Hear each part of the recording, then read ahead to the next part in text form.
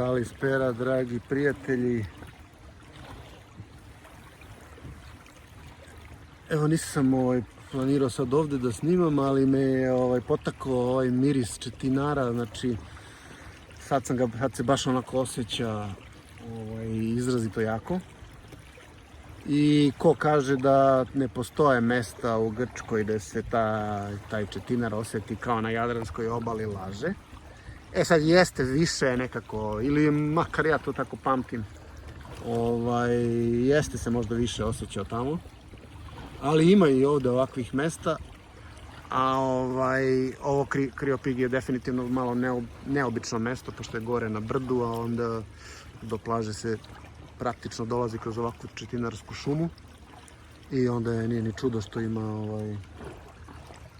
što je takav miris. A ko hoće još izrazitiji miris četinara, ali toliko izrazit da već pomalo, onako kad se duže boravi, počinje i da smeta. Znači, do te mere je prisutan u vazduhu da čini mi se kad bi provodio baš više sati u tom mestu da bi počelo da me boli glava od intenziteta tog mirisa. Taj neka, znači ko želi to, neka ode do metamorfozisa ili metamorfozis, kako bi rekli braća. To je spektakularno. To je znači mesto na prelazu između Kasandre i Sitonije, više ka Sitoniji. Stvarno spektakularno. Kad se uđe, tu ima baš jedno mesto gdje, naravno Grci su proglasili to mesto vazdušnom banjom, tu nema dileme, i tu su locirani brojni dečiji zdravstveni kampovi i tako dalje, odmarališta. Ima naravno i apartmanskog smeštaja klasičnog. Isto je mesto malo naoko na uzvišici, pa se nekim stepenicama, do te glavne plaže se dolazi tako nekim stepenicama. To malo deluje onako, u najmanju ruku čudno, ali ima baš kod tog kampa koga sam pominjao, tog dečijeg, tu ima isto jedna plaža koja nije baš čist pesak, ima malo i kamenja ali tu je recimo, tu je intenzitet tog, ja ne znam zašto, da li je to zato što je tu što je šuma toliko gusta ili je to specifična vrsta četinara ili kombinacija, ali to je spektakularno koliko je taj intenzitet mirisa četinara, ali baš spektakularno. Evo, približavamo se do toku moje priče. Ne znam čemu služi ovaj kave. Da bi vjerojatno vlasnici nekih apartmana gore tu ostavljali plažni mobilijar, pretpostavljam da je to razlog. Evo su i ovdje neki apartmani, da, moguće. Mada ja vjerujem da su, da, a ovo je u stvari tamo plaža glavna praktično od onog beach bara i restorana tu. Tako da Kriopigi smislen u tom nekom smislu, drugačiji od svega ostalog. Dobro, gore gde je mestašce, ima i nekog noćnog života, ima dobrih restorana. Mi znamo za 2 dobra, a ima ih, čuo sam da ima još jedan za koji gde nismo bili. Taj naš najomiljeniji se zove Antulas, on je na onom malom seoskom trgu u starom delu naselja, sela, baš blizu izvora, pošto Kriopigi u prevodu znači hladan izvor. I jedan je na glavnoj ovoj džadi koja prolazi kroz selo, zove se Trizoni, odlična riba, sve im je dobro, ali riba je baš, tu se baš ono što se kaže potrude.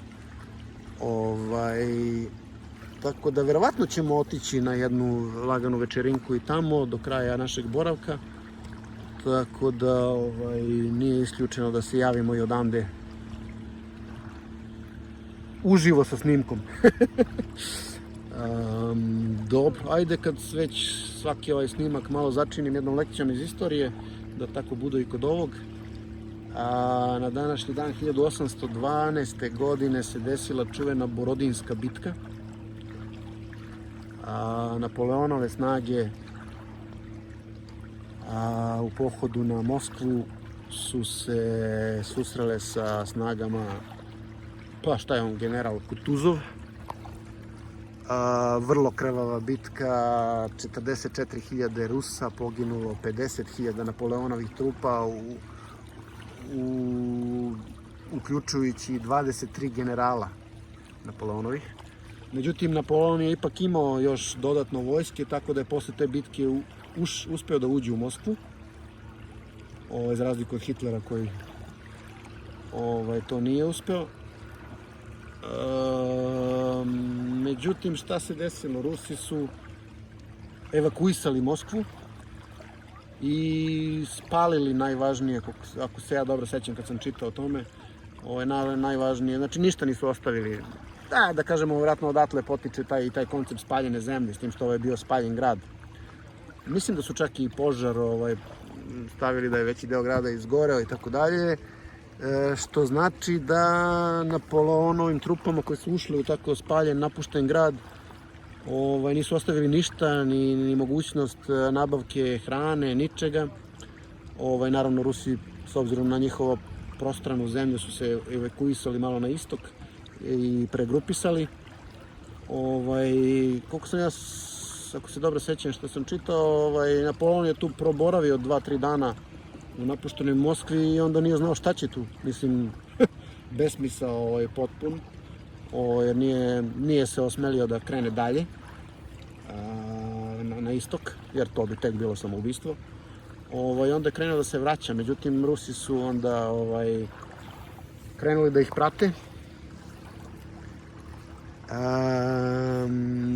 I mislim da su najviše ovim brzim mobilnim kozačkim odredima masakrirali praktično Francuze i sve koji su bili pod francuskom zastavom.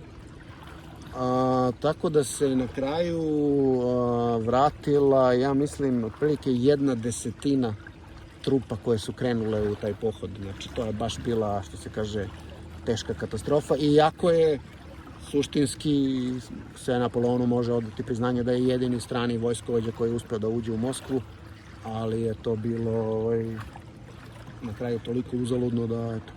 Rusi definitivno vrlo žilav narod, tako da kogod je pokušao da krene na njih, nije se dobro prodao.